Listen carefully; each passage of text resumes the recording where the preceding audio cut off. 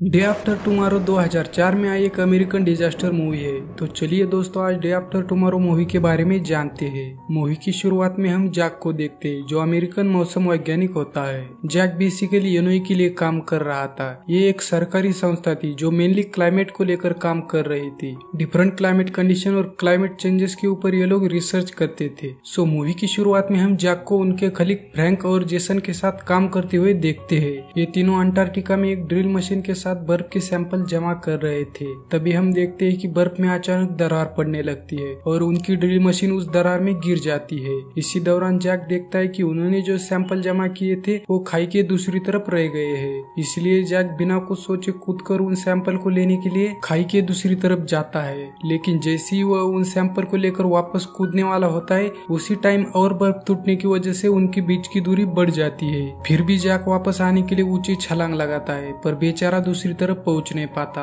और खाई में गिर जाता है। तभी जेसन और फ्रैंक देखते हैं कि जैक एक हुक के सहारे अभी भी वहाँ पर लटका हुआ है और वो उसे बाहर खींच लेते हैं। और अचानक इस दरार को देखकर वो तीनों काफी घबरा जाते हैं। पर इसी से हमारी मूवी की रियल स्टोरी शुरू होती है और सबको पता चलता है कि यही है आने वाले खतरों का नया संकेत। इसके बाद हम दिल्ली शहर को देखते हैं, जहाँ पर यूनाइटेड नेशंस की कॉन्फ्रेंस हो रही थी और ये कॉन्फ्रेंस थी ग्लोबल वार्मिंग को लेकर। इसी कॉन्फ्रेंस में जैक ग्लोबल वार्मिंग को लेकर सारे प्रेसिडेंट और मिनिस्टर के सामने बात करता है और वहाँ पर आए सभी लोगों को चेतावनी देता है कि अगर वो लोग ग्लोबल वार्मिंग को लेकर अभी सीरियस नहीं होते हैं तो बहुत जल्द पूरी दुनिया आइस एज में बदल जाएगी और वो दिन अगले 100 या 1000 सालों में आ जाएगा। पर यहाँ पर आए बाकी लोग ये सवाल करते हैं कि ग्लोबल वार्मिंग से अर्थ का टेम्परेचर बढ़ेगा, पर आइस एज क्यों आएगा। और इस बात को एक्सप्लेन करते हुए जैक उन्हें समझाता है कि ग्लोबल वार्मिंग की वजह से बहुत बड़े बड़े ग्लेशियर पिघलकर समंदर में चले जाएंगे और इस वजह से मौसम में काफी सारे बदलाव होंगे। और सिर्फ यही नहीं, कई सारे देशों में बड़े बड़े तूफान और साइक्लोन भी आएंगे जो फाइनली पूरी दुनिया को शीतयुग में बदल देंगे और कहीं भी जिंदगी का कोई नामो निशान नहीं रहेगा। जिस पर वहाँ पर मौजूद अमेरिका के वाइस प्रेसिडेंट बेकर और बाकी लोग जैक की इस बात को नजरअंदाज कर देते हैं। पर वहाँ पर मौजूद टेरी रैप्सन नाम का ओशिनोग्राफर जैक की बातों से सहमत होता है। जिसके बाद हम दिल्ली के मौसम को देखते हैं, जो काफी तेजी से बदल रहा था।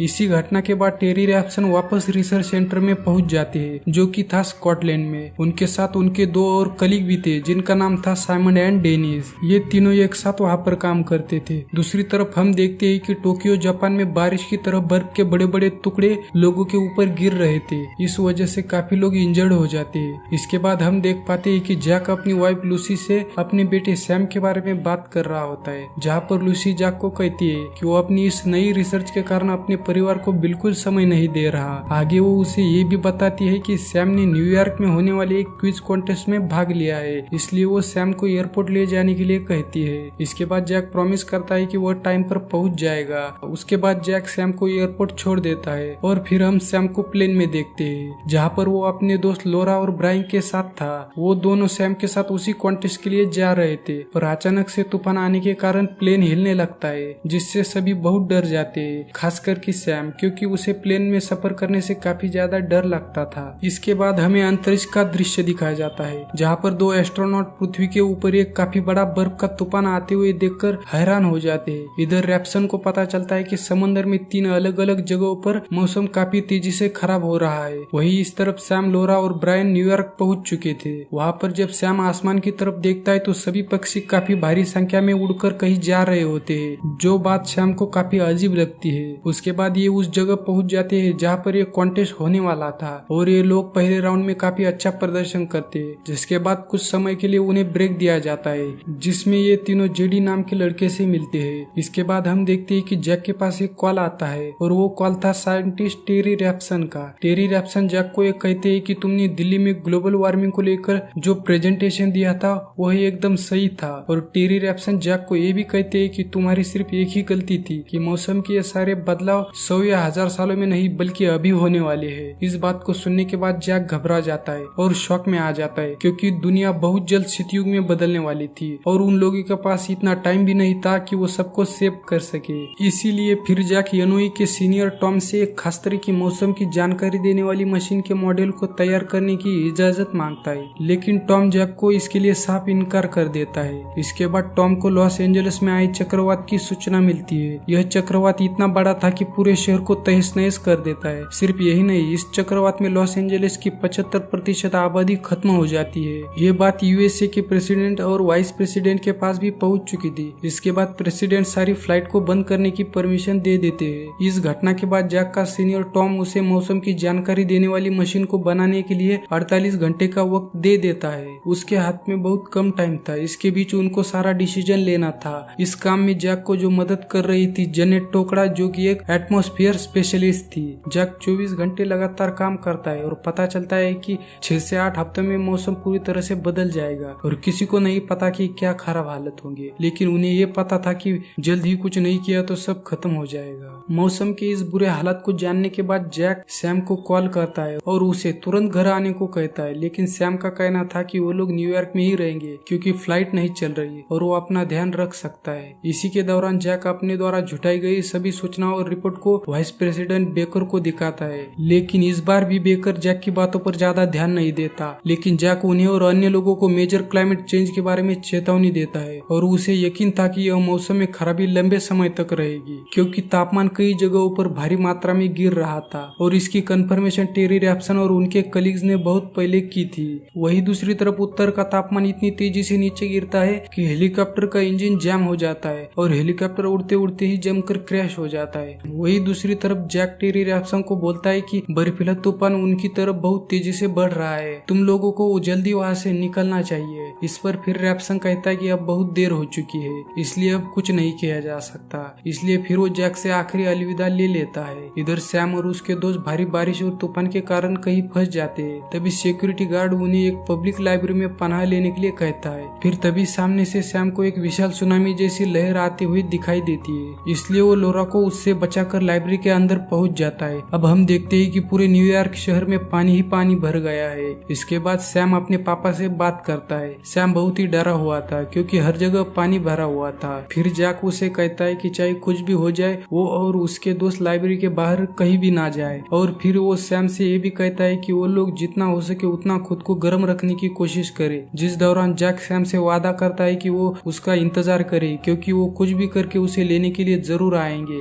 इसके बाद जैक टॉम के कहने पर प्रेसिडेंट ब्लेक से मिलता है और उन्हें अपने द्वारा जुटाई गई सभी जानकारी के बारे में बताता है, जहाँ पर अंत में ये फैसला होता है कि इस मुसीबत की घड़ी में वो उत्तर में फंसे जितने हो सके उतने लोगों को निकालकर दक्षिण में मेक्सिको की तरफ भेजना होगा क्योंकि उत्तर के मुकाबले दक्षिण की हालत बेहतर है। प्रेसिडेंट के साथ बात करने के बाद वो सैम को लेने के लिए अपने दोस्तों के साथ निकल पड़ता है। वही इधर न्यूयॉर्क में तापमान गिरने के कारण जो भी पानी भरा हुआ था वो जम चुका था। लाइब्रेरी में फंसे लोगों में से एक पुलिस वाले की नजर कुछ लोगों पर पड़ती है जो कि दक्षिण की तरफ चलकर जा रहे थे, इसलिए वो सभी लाइब्रेरी से निकलकर दक्षिण की तरफ जाने की सोचते हैं। ये सब सुनने के बाद सैम सबको कहता है कि मेरे पापा इलिनॉय के लिए काम करते हैं और उन्होंने सबको अंदर रहने के लिए कहा है क्योंकि सैम के पापा का कहना था कि मौसम और भी खराब हो जाएगा और वो सब जमकर मर जाएंगे, तो इस सिचुएशन में बाहर जाना एकदम खराब डिसीजन होगा। फिर लाइब्रेरी में जो लोग थे वो सब बाहर निकल जाते हैं। इससे सैम को बहुत खराब लगता है क्योंकि उसको पता था कि ये सारे लोग मारे जाएंगे, पर वो कुछ नहीं कर सकता था। कुछ लोग उसके साथ रुक जाते हैं और वो कुछ लोग सैम के दोस्त होते हैं क्योंकि सैम के फ्रेंड सैम पर बहुत विश्वास करते थे कि सैम के पापा उन्हें लेने जरूर आएंगे। वही दूसरी तरफ लूसी जो जैक की वाइफ थी वो मेक्सिको के लिए रवाना हो गई थी। प्रशासन की परमिशन से पूरी कंट्री खाली हो रही थी और सारे कोई मेक्सिको की तरफ मतलब दक्षिण की तरफ जा रहे थे क्योंकि वहाँ इतना ठंडा नहीं था। वही दूसरी तरफ जैक और उसके दोस्त न्यूयॉर्क की तरफ जा ही रहे थे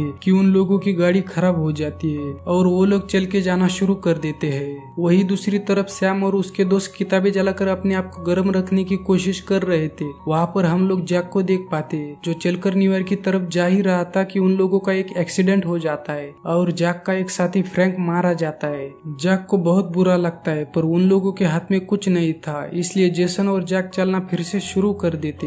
इधर सैम लोरा से प्यार का इजहार करता है पर कुछ देर बाद लोरा की तबीयत बहुत खराब हो जाती है। उसको बहुत तेज बुखार हो जाता है जो बिना मेडिसिन ठीक नहीं हो सकता था और लोरा के पैरों में बहुत ज्यादा इन्फेक्शन हो चुका था और अर्जेंटली कोई मेडिसिन नहीं मिलती तो लोरा मर भी सकती थी। तभी सैम, जेडी और ब्रायन मिलकर लाइब्रेरी से बाहर जाते हैं। बाहर एक शिप खड़ा हुआ था जो समंदर से बहकर शहर के अंदर आ गया था। वो लोग शिप के अंदर जाते हैं और एंटीसेप्टिक ढूंढने लगते हैं। तभी वहाँ शिप के अंदर कुछ भेड़िया आ जाती है। ये भेड़िए पिंजरे के अंदर थे और मौसम खराब होने की वजह से वो पिंजरा तोड़कर वहाँ से भाग जाते हैं और अभी ये भेड़िए शिप के अंदर घूम रहे रहे थे। ये सारे भेड़िए मिलकर जेडी के ऊपर हमला कर देते जिससे जेडी घायल हो जाता है, पर सैम जेडी और ब्रायन को वहाँ से बड़ी चालाकी से निकाल कर ले आता है और उसके साथ वो मेडिसिन भी लाने में कामयाब होते हैं और लोरा को एंटीसेप्टिक मेडिसिन देते हैं जिससे लोरा पूरी तरह से ठीक हो जाती है। तभी हम लोग देखते हैं कि न्यूयॉर्क के ऊपर से भी ऐसा तूफान शुरू हो गया था कि वहाँ की सारी बिल्डिंग जमना शुरू हो गई थी। तभी दूसरी साइड हम देखते हैं कि जैक और जेसन चलकर न्यूयॉर्क की तरफ आ ही रहे थे कि यहाँ बर्फ का तूफान आने की वजह से टेम्परेचर इतना लो हो जाता है कि जैक को लगता है कि वो लोग मारे जाएंगे। तभी जेसन ठंड की वजह से बेहोश हो जाता है और जैक जेसन को एक जगह ले आता है। अगर वो ये नहीं करता तो ठंड की वजह से वो दोनों भी मारे जाते। तभी हम लोग सैटेलाइट का एक सीन देखते हैं जहाँ पर देख पाते हैं कि एस्ट्रोनॉट पृथ्वी के ऊपर से देख रहे थे और उन लोगों को पता चलता है कि तूफान धीरे धीरे से पृथ्वी के ऊपर से कम होने लगा था।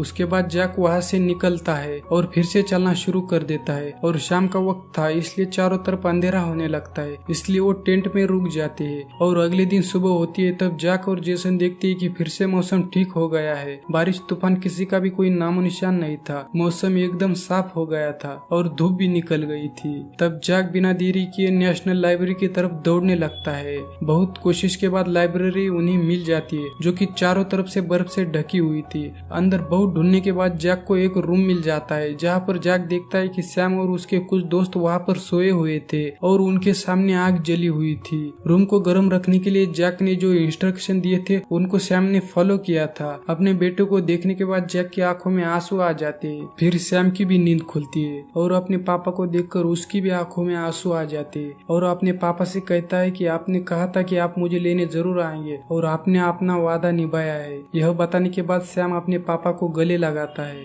फिर जैक अपने सीनियर टॉम को अपने बेटे से मिलने की खबर देता है और टॉम वाइस प्रेसिडेंट को एक गुड न्यूज देता है। तभी वाइस प्रेसिडेंट न्यूयॉर्क में हेलीकॉप्टर भेजते जैक और बाकी लोगों को बचाने के लिए। सैम और उसके दोस्त हेलीकॉप्टर से जा रहे थे तब दूसरे बिल्डिंग के ऊपर भी बहुत सारे लोगों को देख पाते हैं जिससे पता चलता है कि सैम और उसके दोस्तों के अलावा भी बहुत सारे लोग बच गए थे और यही पर मूवी का हैप्पी एंडिंग हो जाता है। और दूसरे साइड वाइस प्रेसिडेंट जो कि जैक की बातों को नहीं सुने थे उनको भी अपनी गलती का एहसास हो जाता है और प्रेसिडेंट की डेथ होने के कारण वाइस प्रेसिडेंट बेकर अब प्रेसिडेंट बन चुके थे और उन्हें ये समझ आता है कि वो टाइम से जैक की बात सुने होते तो बहुत सारे लोग बच सकते थे। ये स्टोरी आप लोगों को कैसी लगी कमेंट करके जरूर बताना और जाते जाते हमारे चैनल को सब्सक्राइब भी करके जाना।